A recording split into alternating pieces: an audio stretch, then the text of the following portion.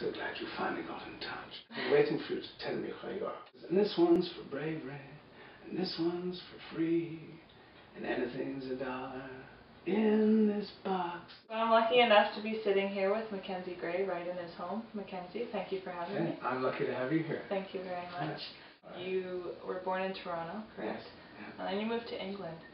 I spent time there briefly as a boy in Scotland on family visits and things, but I moved to England because I felt that at the time there was lots going on in Canada, but I felt that I wanted to go to England and study to be an actor and get trained, at RADA and all that. And London was kind of, I'd been to London several times, and I thought it was the place to be, yeah, and the place that was for me, and it was actually. So I moved when I was 18.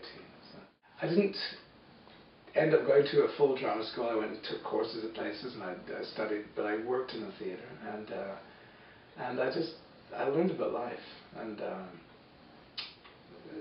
packed a lot of living into those 4 years. England can be I've lived there for a year, and it can be a very stressful situation. At the time, I don't know what it's like now because I haven't been back for a while, but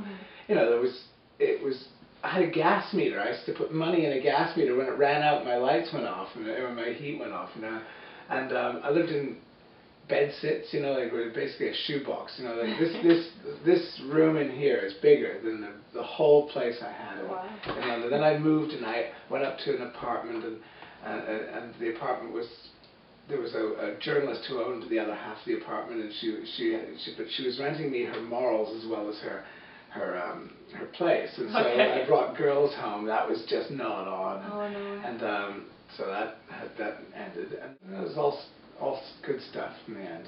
You learn about life. And you got a lot of your education there. I worked at the Royal Court Theatre. I learned more in several months there than I did in years of taking classes and doing other things. But where I was really trained was back in Toronto. I came back and I went to U of T, and U of T shaped everything in me as an actor. And we got into the drama program as last-minute additions, and they just threw us in, and it was the best thing I did. You got to do things such as producing, what was it, the theatre's biggest independent. Well, at the time, I think there's been a few since then that have done well, but when I was at U of T, one of the things that we were taught was not to just wait for work. You had to create your own work. We were all told basically if they're looking for someone to sweep the floor, go do it. And we did. It's a very different attitude now, kids. They were like, what am I getting paid? And do I have to? I don't see the point. But we went in and we met everybody. And so when we came out of school, we knew everybody that was hiring, and so it was easy to get ahead. And I got hired by a company who desperately needed a general manager and a producer. So I took that over, and that was Crow's Theatre. And so I went on with Crow's, and we produced Jim Milan, the director and the artistic director, and I produced Unidentified Human Remains and the True Nature of Love by Brad Fraser. And it was a play that many artistic directors wanted to do but felt was too edgy for their seasons, for their companies, and so on. Across Canada, people had heard about this play because it had a workshop presentation at the Alberta Theatre Project.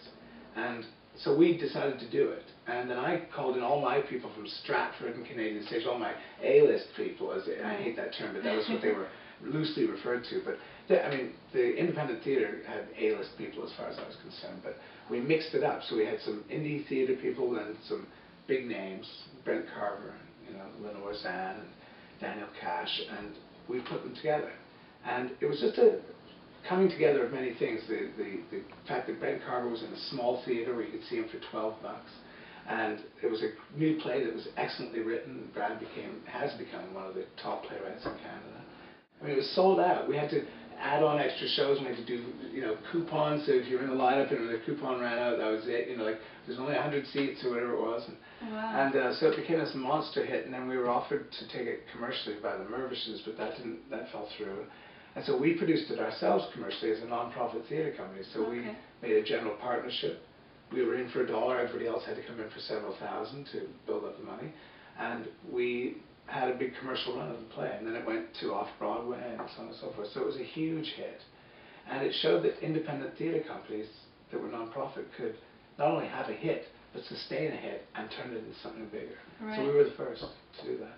And you look at your IMDb page, and the amount of credits you have on there is astonishing. I mean, I've worked a lot. I've been fortunate. Yeah, it's amazing. I know you've done things from voiceover work in Madeline, which must have been quite the experience. Well, I remember the Madeline books as a boy, you know, and they wanted it to be really cheesy French. So instead of being, you know, like proper French, that you might do like this, and I talk to you like this. So you won't eat like this and like that, and totally crazy and all that, you know. So it was good fun to do those, but they're all good, you know. Like any animation work is good because it's kind of free. They have what they want, but you know, you've got, the sky's the limit in terms of what you can create. I'm doing a couple right now, but there's one I did last year, which was Iron Man, the Iron Man franchise. So I'm working for Marvel Comics for Iron Man, you know, doing Obadiah Stane. Cool. You know, Jeff Bridges played him in the movie, and so I'm kind of rough and tough and hard, and you know, that kind of thing, you know. And then I was doing Lex Luthor for Smallville, which is DC Comics, not Superman. So the comic companies have been very good to me. And, that's good. And I'm doing a big video game, which I can't talk about right now, in Toronto, but it's going to change video games forever. It's got such a wild component that if I was to say what it is, they'd kill me. Okay. But it's something that it's going to be the new benchmark for video games. And you're doing the voice in it? I'm the lead. You know? Wow. And it requires every kind of muscle that I have, so in terms of versatility. So voice work's great fun. A lot of actors you look at are typecast. As much as they hate it, they're put into a category and that's the character they play. But with you, you've had so many different roles that are completely different. Yeah, been lucky. I'm the go-to villain guy, you know. I'm the gravelly voice and the shaved head. When you know the head shaves, it's like, you know, Mr. Evil and mean. And you get tired of not reading for the dad or the lawyer or whatever. But there are guys who play that, and they probably get tired of playing the nice dad, and they think, "Can I play a villain sometime?" So I do get typecast, but I try and break out of that. You know, I mean, this year, let's just say this year, I did a film in January, and it's now called Grave Encounters. It's a really scary film. I played an actor who's kind of full of himself and real egomaniac. I went straight from that to shooting Human Target, where I played the head of the British Secret Service. So I had hair slicked back and I was hard, and, you know, in a tuxedo, James Bond. You know, I did another film where I played an English movie star. It was kind of like Alan Rickman. I had my head shaved and my body shaved, and I was Lex Luthor in Smallville. That's right. Now, does your hair grow that fast? No, this is not my hair. I had to have hair for an audition, so this all comes off. Even the sideburns come off. What's it like to play Lex Luthor? It was scary. Yeah.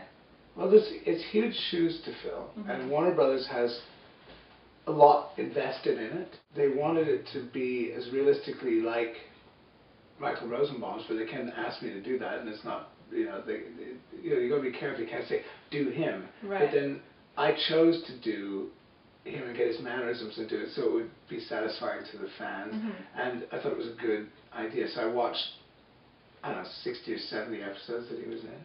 I don't get nervous too often. I like being nervous as an actor because it means you care, and the nerves kick in a certain way.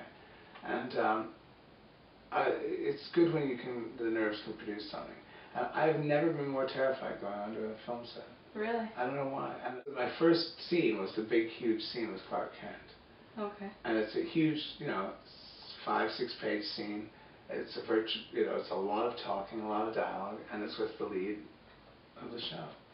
And Tom's a wonderful guy. It's really, we've worked together before. I did Smallville before, but so the pressure was on, you know, and it was good because it turned out all right. I saw that you had been on Smallville before. Do you think the fans recognize you from that episode, and now you're playing Lex Luthor? The fans were so busy hating me because I wasn't Michael Rosenbaum that they didn't know. And actually, they did. A lot of them noticed, hey, he played this. They get into it. Fans on these shows they love the minutiae of stuff, and they love the details. So on a lot of the blogs and things that came up and the mashups and all that stuff, people say, oh, he played Dr. Krieg in episode, you know, series, I don't even know what series it was, season 6 or whatever it was, and they get into it like as a point of issue, and you know, he should have stayed. You know, someone will say he should have stayed, Dr. Krieg. You know, he was great. Other people, he did great, but it's not like I've never seen so much noise about something ever, and that it was interesting noise.